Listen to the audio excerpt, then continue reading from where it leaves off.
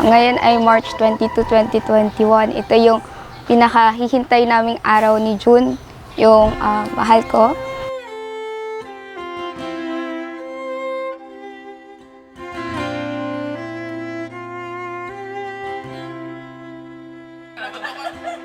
Here's my hand, it's yours to hold.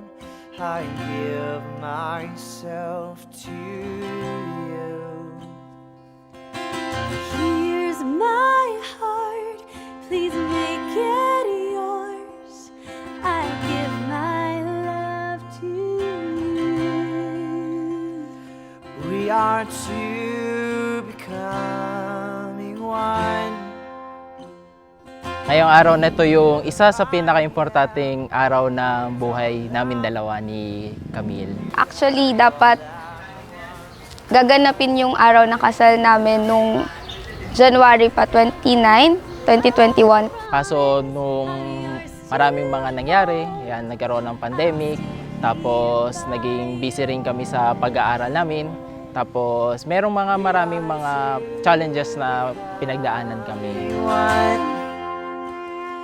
We are two becoming one. May what He's joined me not undone. May our love for Christ on display. When we're weak and when we're strong, when it's hard to carry on, oh God, we want Your love on display.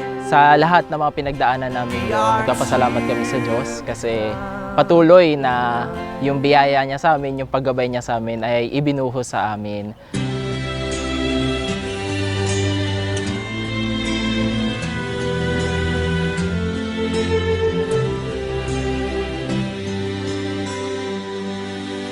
Not sure if you know this, but when we first met, I got so nervous I couldn't speak.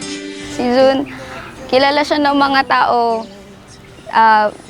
dahil medyo mysterious type siya. Si Camille Ira Romero Recalde. Ayan. Ang pinakauna sa lahat na nagustuhan ko sa kanya ay sobrang malaki yung pananampalataya niya. So yun yung pinakauna talagang nag-touch sa puso ko at pinakaminahal ko sa kanya. Common interest namin and yung main goal talaga namin is to glorify and serve the Lord. And yun yung pinakamasaya namin ginagawa together when we do it, singing to the Lord, giving praises to Him and serving Him.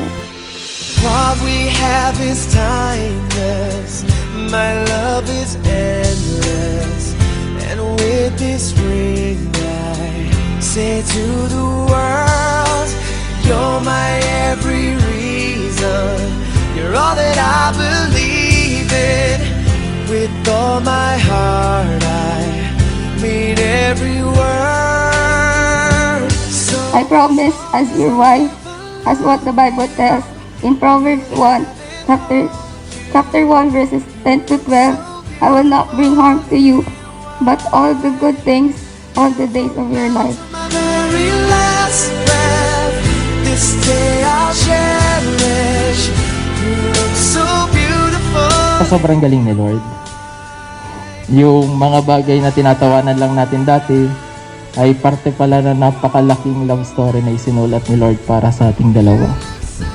At naniniwala ako ngayon na yung araw na sinasabi ni Lord na He makes all things beautiful in His time.